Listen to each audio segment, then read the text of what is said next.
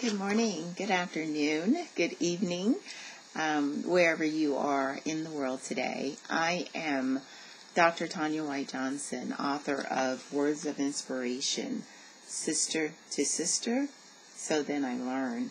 I just want to share with you a bit of the concept of this book today, very briefly. Many of us growing up, and particularly women, many of us often feel like we need the validation of others to be great, to be successful, to feel accomplished. And one of the concepts that I really strove to get over in this book is that you are okay just as you are.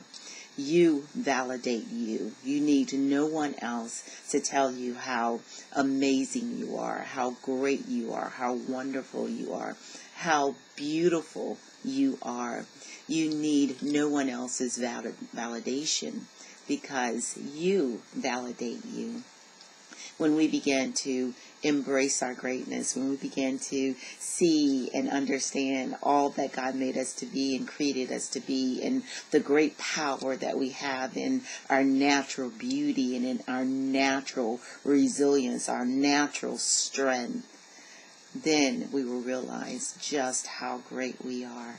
So the word for today is you are okay. You are amazing. Just as you are. You validate you. Embrace your greatness.